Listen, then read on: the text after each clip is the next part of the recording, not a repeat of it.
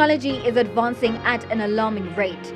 Artificial intelligence, or AI, is a hot topic discussed at this year's World Economic Forum. Global leaders are debating the benefits and concerns that AI will have on jobs and the economy. Africa is left asking itself whether it's playing catch-up, or can Africa lead the pack? CNBC Africa's Kenneth Igbomor was joined by a panel of experts who shared their knowledge on blockchain, tokenization, and what is the best way forward. And when I left medicine, I said, how can I solve this problem of people coming from poor rural areas, long distances, and having to repeat unnecessary investigations and they're not getting the care that they should be able to get. And that's when we decided to invest in health information system technologies and customized it for the African continent to the extent that, we won many awards for doing that. And we covered about 400 hospitals, not just in Africa, but in other parts of the world as well. And that's an example of where you use technology for good. And so AI, blockchain, tokenization, the biggest opportunities in Africa is in the area of healthcare, in terms of predictive analysis, in terms of diseases, prevention, treatment, efficiencies and optimization of the healthcare system. It is in the area of agriculture, and I think a lot of people speak about that. We saw it happen, in other technologies. And in tokenization, we can get Africans to be more part of ownership of African assets. So I'm a great believer in Africa. I'm a great believer that, the next, in fact, I've been a strong proponent of that. One of the things which I did is I chaired the BRICS Business Council for the 5 countries. I was chairman of South Africa and then of the 5 countries. And in that, and under my chairmanship, I invited about 40 African countries to come and join BRICS as part of the expansion in technology. It was a very special session that we held in 2018. So I really believe that we're at the cusp of something great. We need a couple of things. We need to make sure that we put enough capital into these 3 areas. We need to make sure that the application is going to go well, and we need the young people, in particular young people, to actually take up and innovate and be entrepreneurial. And I think if we can do that, the future for our continent is just truly amazing. Thank you. All right. Thank you so much. Very, very apt comments made there. No doubt that technology is an enabler and also a leveler. Let me ask my next question to Michelle. Listen to what has been said then. In terms of how we look at asset tokenizations and blockchain and artificial intelligence, how then can African governments leverage on these digital assets? Thank you so much, Ken. Hello, everybody, especially those at the back. I would love you guys to join us. Thank you so much for having us. Thanks to Brother Mamadou and Kojo, of course, for hosting us again. Fantastic question, fantastic contribution here. I really think that, it's Africa's time, number one, 100%. Africa's time for sure. But in answering your question, because I spent a lot of my time working with the heads of states in Africa, right? Various heads of states across the continent. And one of the things that we have been very, very clear about is actually saying to the heads of state, if we do not have the right environment, right, for any of these technologies, we're not really going to benefit from it. Africa is not going to leapfrog. If we do not have the right environments, if we do not have the right digital infrastructure, if we do not invest in supporting our human capital. So I want to emphasize on the human capital. I know we spend a lot of time talking about the technologies. The technologies are enablers. The technologies will help to do certain things. Blockchain, AI, we can leverage the technologies to do good, absolutely. But again, if we don't have the right environments, and this is where government comes in, and it's very important, I think, for governments to really understand that we are, especially African governments, that it's either now or never really, for us to truly leverage what we have in front of us. artificial intelligence has the power to actually transform many, many sectors for African economies and to allow us to have that value retention, right? We want Africa to be able to leverage on what we call value retention. And technology can help with that value retention, right? We talk about blockchain in very, sort of vague words. Blockchain can only support to a certain point. I think for me, the convergence of different technologies is going to actually power Africa. So this is the mix of, artificial intelligence or blockchain, data, cybersecurity. If we don't have cybersecurity embedded in our systems, we're going to have issues. So back to your question, Ken, we have been working a lot in terms of coming up with what we call the Digital Trade Protocol with the African Continental Free Trade Area, working with His Excellency Wamkele Mene.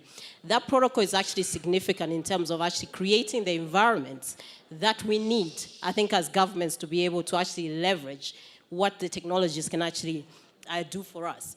So for me, I think the power really lies in a combination of things. Yes, enabling the technologies, leveraging technologies, investing in supporting our human capital, that is skills development, especially digital skills development. Understanding the African context is significant. Understanding African context, and this is what I actually highlighted in the MIT paper I was talking to you about, Ken. It is important that we have the African context. Now, Africa is made up of small, medium enterprises. 80% of our businesses are SMEs. If you cannot cater for the SMEs, or the SMEs don't have the skill set to leverage AI or blockchain or data, then we're missing the trick. So for me, it's important to invest in the human capital, in the young kids. Nigeria, for example, 200 million people Nigeria is going to have, right? I met a Nigerian tech minister. We had a discussion about the importance of skilling up our young people in terms of the areas of artificial intelligence. I am glad, thrilled, that he has actually introduced an initiative to train over 3 million Nigerians in AI. That's the sort of action we need. So we need to have less of the talks and the conversations, and we need to actually do something about it. So that is skill up our young people, invest in the right areas, make sure that our regulations and our policies are also conducive for the African market and actually support the African market. Thank you. All right. Thank you so much for that contribution. No doubt human capital is very critical here. And it leads me to my next question to Professor Marivate. Yes, we need experts, we need talent, we need skills, we need an avenue to groom these experts. But then are we having enough research and development in these areas to get the outcomes that we desire?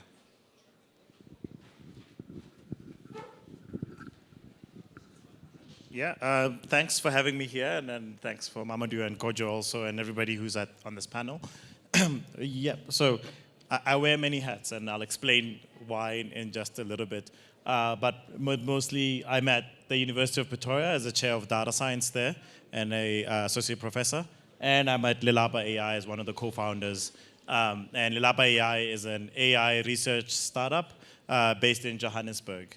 So I think, again, in telling stories and given the past two speakers, we can go back about 10 to 15 years ago.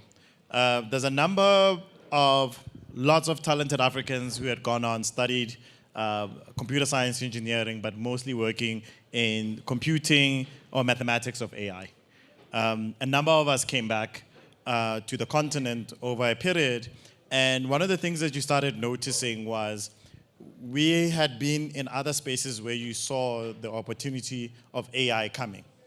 I could even say that for the US, for Canada, for a number of European countries and China, there's already, 15 years ago, the choices were made to make investments into especially the R&D space, in those spaces to carve out the cake.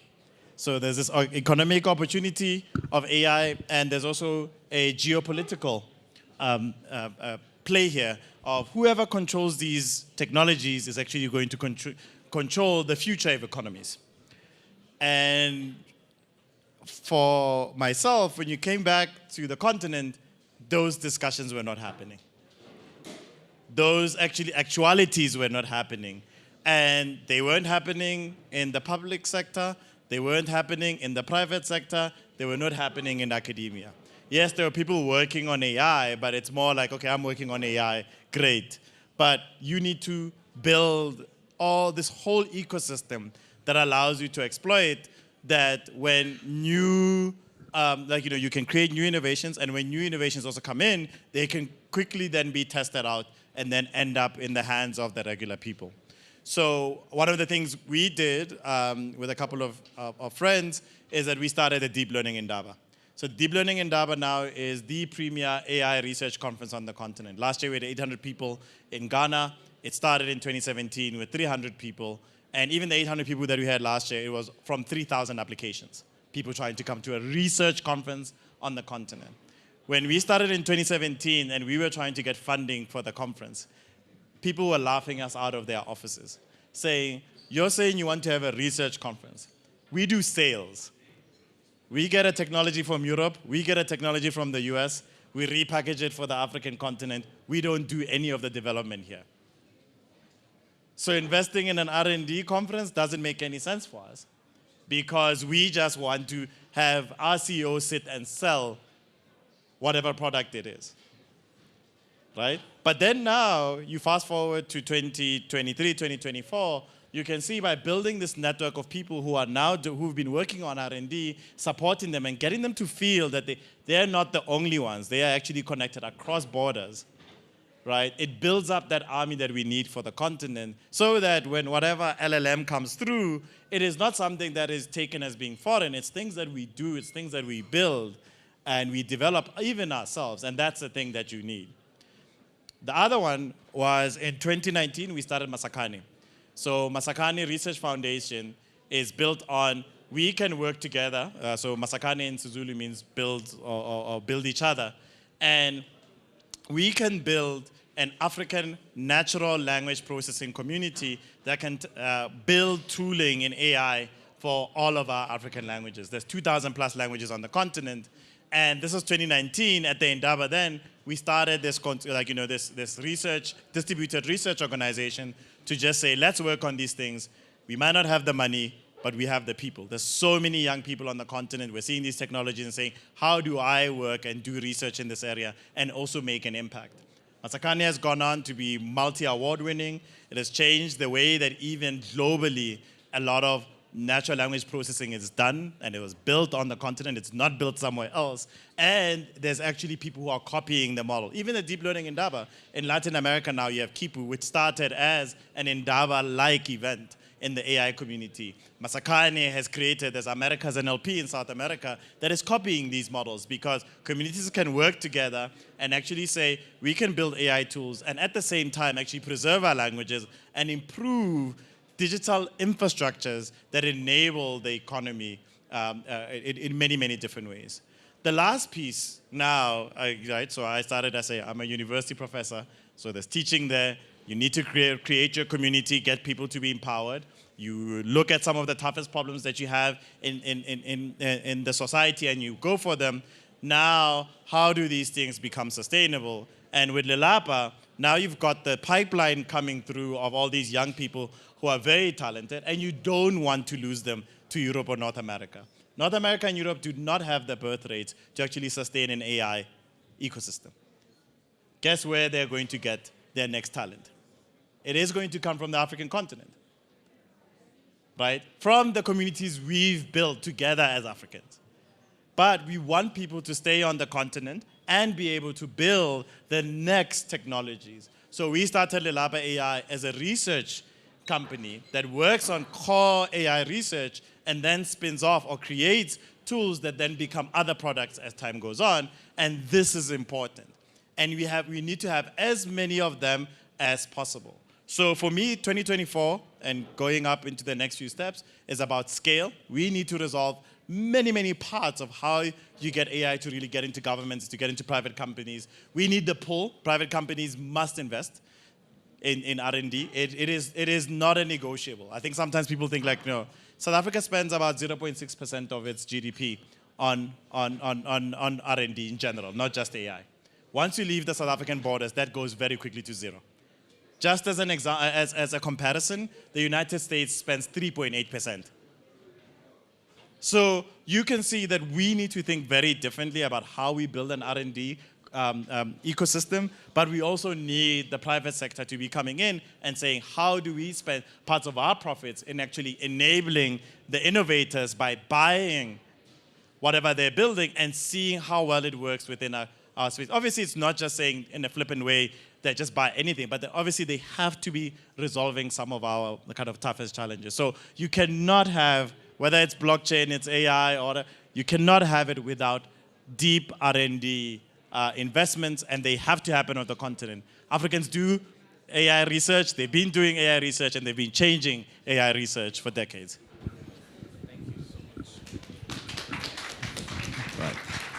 Thank you so much for that contribution. That was immense. Let me bring in Will to the conversation here. And when you look at technology and leapfrogging, Africa has made some strides, and we need to also make that known. When you look at mobile money, we're seeing what M-Pesa is doing in Kenya, and we also talked here about the opportunities in tokenization. But then I often find that when you look at the adoption curve for most innovations that come out, we're not wanting in terms of innovators. We are seeing products come out on the continent. We're also seeing that we have early adopters come on board. But then the challenge that we have is moving that early majority into some of these ideas that are coming out, whether it be blockchain, whether it's artificial intelligence, whether it's asset tokenization. How then can we make that shift to get the early adopters in, which is the majority?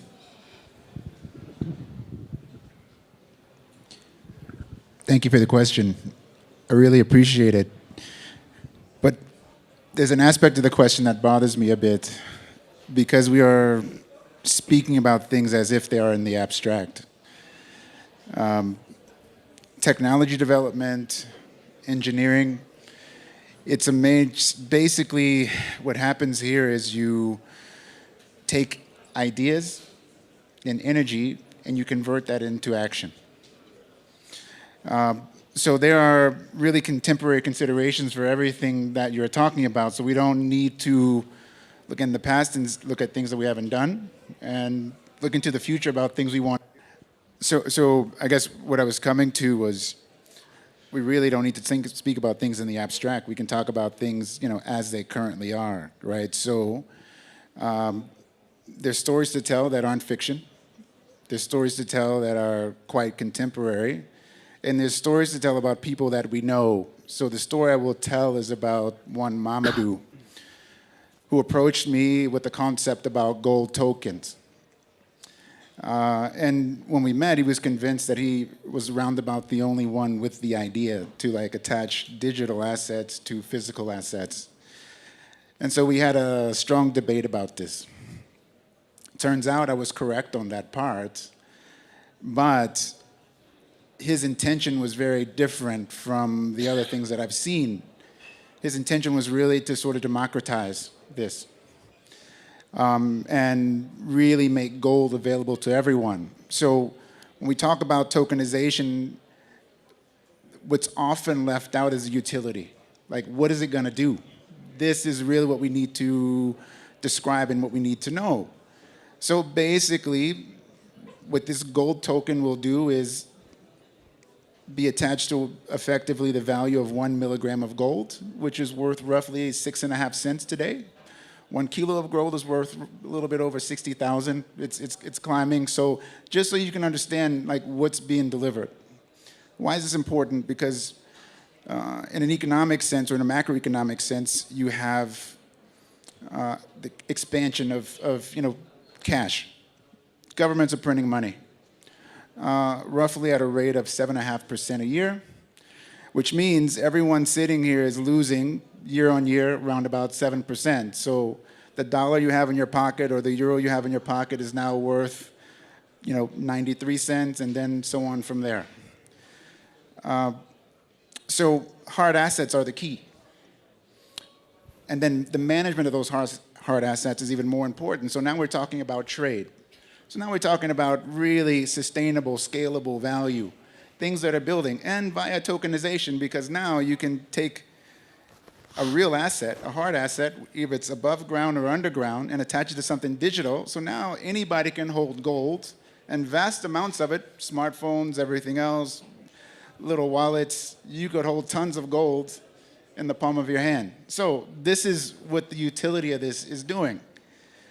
But why is this important? The reason I'm telling this story is because it's been a long march to really see some of these things come to fruition.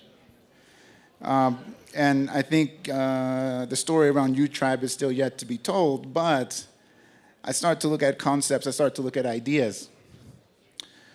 So the governments have continued to print money at around about a 7% rate, which means that you have 7% less buying power per year. And since, I've heard about the concept and how it's going to be attached to this physical asset, and there is a clear audit trail between the physical asset and the digital one, it means that the value of these 1 milligram tokens is worth roughly 6.5 cents today. So if those tokens had been available when we initially started the conversation, you would have been up like 20 points on that, less the 7% you lost, you're still positive 13%. That's really how you sort of democratize the value. That's how you sort of bring the world into hard assets. That's how you start to eliminate poverty. That's how you start to create opportunities. But what I really think we should try to do as a group is sort of emphasize some of the challenges that we all have. And not all these challenges, I would say, are specific to Africa.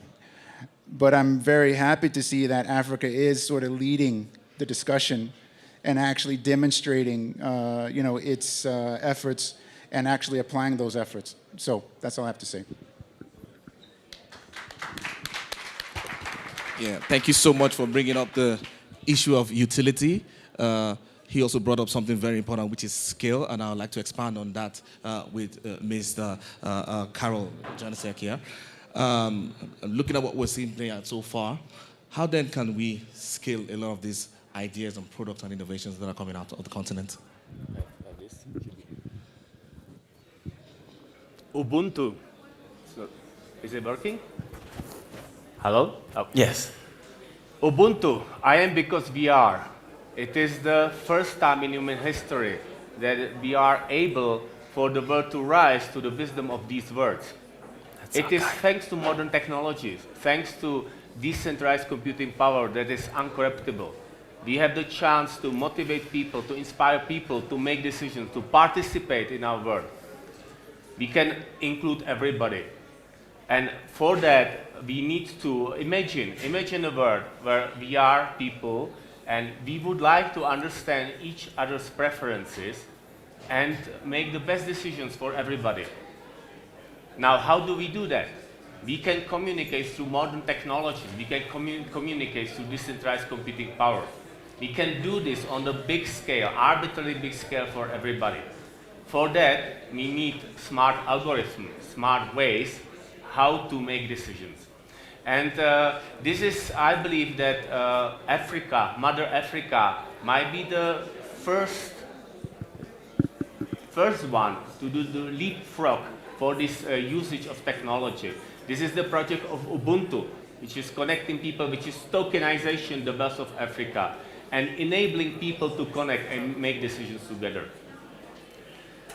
For that decisions to be correct, we need smart ways how to assess the decisions, and it is the voting system D21 which I am bringing to the project of Ubuntu. I am very happy to be able to be part of this amazing thing. Indeed, I believe we are writing history today in these words. The world is coming to a critical point. We are facing risks of total collapse, of a collapse towards dictatorship, towards wars and hatred. And on this other side, we have these opportunities, never existing opportunities, where we can imagine a world where each of us can satisfy his or her basic needs. This is an amazing opportunity. And I believe and I hope that we here at this moment are writing history, that Africa and the project Ubuntu will be the spark that will shine through the world and will be inspiration for everybody. Wow. Thank you so much. Thank you so much for that contribution. At this point, I'd like to say a big thank you to all my panelists, ladies and gentlemen, for your contributions on this very important topic for Africa at this time. Thank you so much.